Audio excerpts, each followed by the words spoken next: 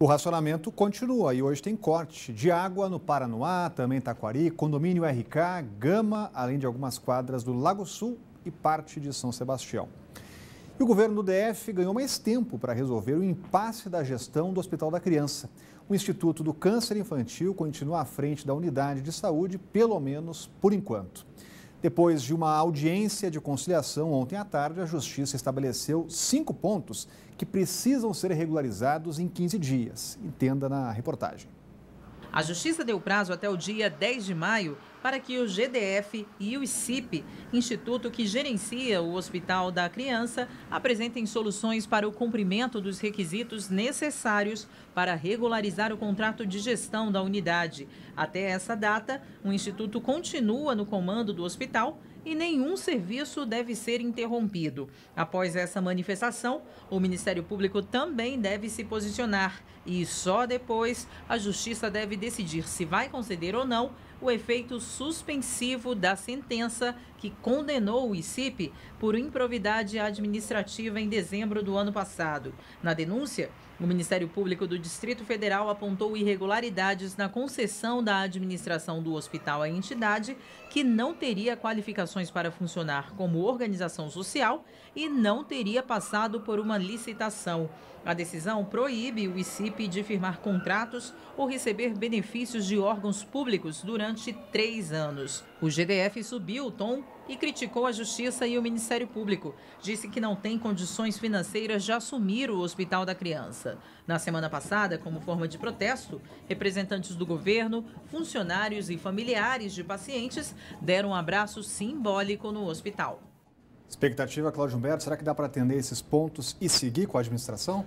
Certamente que sim, né? O secretário de Saúde já deu entrevistas afirmando que está muito otimista com relação a isso e meio que já considerando essa crise superada, né? É até uma crueldade a gente ficar repetindo aqui que essa organização social, o ICIP, foi condenada por improbidade administrativa. Eles chamam de improbidade o fato de uma entidade que não tinha experiência para administrar o Hospital da Criança. Bendita inexperiência. Talvez isso tenha sido determinante para altíssimo nível de qualidade que foi observado, tem sido observado na gestão do Hospital da Criança.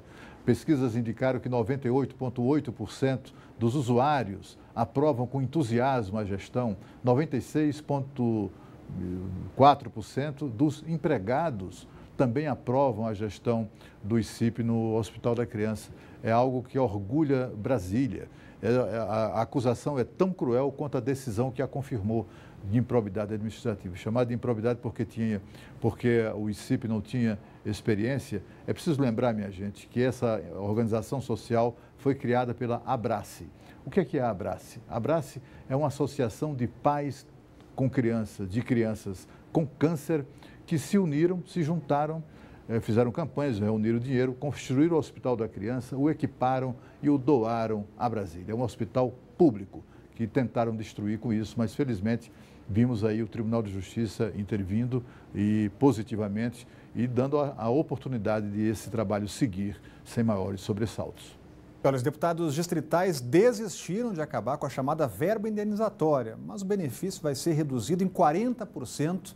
E passa de R$ 25 mil para R$ 15 mil por mês. Depois de uma reunião do colegiado de líderes, ficou decidido que os 24 deputados distritais vão deixar de receber R$ 10 mil por mês. A medida não agradou a todos. O presidente da Câmara Legislativa fez questão de lembrar que a proposta dele era a extinção total da verba indenizatória. Não vejo a menor necessidade, acho que a Câmara precisa fazer, os legislativos do Brasil, nesse momento de crise e descrédito completo, onde se põe em risco inclusive a democracia, precisamos fazer sinais claros para a sociedade de que é fundamental a democracia e que tem que ter legislativo forte. Já o deputado Chico Vigilante defende que a verba indenizatória no valor de R$ 25 mil por mês é importante para o exercício do mandato. Mesmo assim, abriu mão parcialmente do direito estabelecido pela Casa desde 2002. Ele concordou que o valor de R$ 15 mil é suficiente. Ela é fundamental para o desenvolvimento do mandato, para a gente divulgar as coisas que a gente faz. Tem muito deputado que tem outros meios de vida. Ele não depende único e exclusivamente do mandato. Eu sou um deputado que trabalho muito e só depende do mandato. A ideia dos deputados que votaram a favor da redução em 40% da verba indenizatória é que a decisão nem passe aqui pelo plenário. Será considerada um ato administrativo da mesa diretora. Com isso, a expectativa é que a economia de R$ 240 mil por mês aos cofres da Câmara Legislativa já comece a partir do dia 1º de maio. A deputada Celina Leal, que já não usa a verba indenizatória, vê com desconfiança a postura dos deputados há poucos meses das eleições. Eu acho que no ano eleitoral, essa proposta ela pode soar para a sociedade como um oportunismo. Então, acho que o momento é inadequado. Agora, Cláudio Humberto, não pareceu um refúgio aí dos deputados? Por que não largar todo o osso, só metade desse osso? Pois é, olha, foi um avanço, né? Preciso reconhecer que podia ter sido muito pior. Eles poderiam ter decidido o que, por exemplo, decidiu a deputada Celina Leão, que vimos agora há pouco. Quando ela foi presidente da Câmara, ela não fez nada para acabar, para extinguir com a verba indenizatória. Dizer que a extinção agora é oportunismo político é um pouco demais, né? O fato é que o ideal seria a extinção total dessa coisa, que é uma das decisões mais lamentáveis do Poder Legislativo na história. Quem inventou essa história, essa coisa aí de verba indenizatória foi o então deputado Aécio Neves, quando ele presidia a Câmara.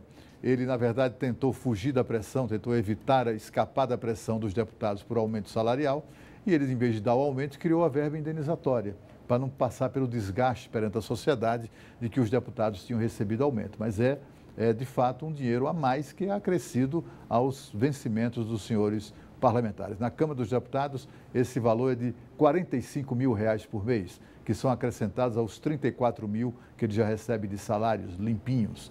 É uma espécie de cartão de débito.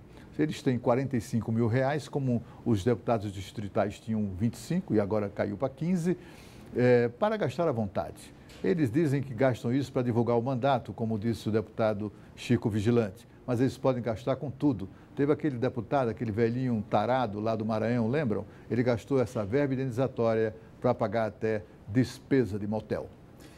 E o Senado aprovou ontem um projeto que destina 30% da receita arrecadada com a cobrança de multas de trânsito para o SUS. A gente volta a falar ao vivo com a Renata Dourado, mas tem que passar pela Câmara ainda, né, Renata? Tem, exatamente isso. Mas de acordo com esse projeto que foi aprovado, esse dinheiro arrecadado com as multas, necessariamente ele vai ter que ser aplicado e investido no local onde a multa foi registrada. Hoje, isso não acontece. A gente sabe que 100% desse valor, ele é aplicado no trânsito, seja com campanhas de fiscalização, campanhas de conscientização, a própria fiscalização, sinalização também. E mais, esse valor, ele não pode entrar naquela cota mínima em que estados, municípios e União destinam para a saúde. Então, seria, de fato, um valor extra, um valor a mais. Mas fizemos aqui uns cálculos, Rodrigo. Se essa lei tivesse em vigor, o Distrito Federal teria, de acordo com o que foi arrecadado com multas no ano passado, teria 170 milhões de reais a mais para aplicar na saúde. Mas, como você bem disse, o projeto originou-se no Senado, foi aprovado pelos senadores e agora precisa ainda da análise dos deputados. E vamos ver se há interesse dos deputados em votar e aprovar esse projeto. Rodrigo. E a Renata vai acompanhar. Obrigado, Renata, trazendo informações importantes. E a seguir, começa hoje mais uma série do Band Cidade, dessa vez sobre o cafezinho nosso de cada dia. A gente volta já já.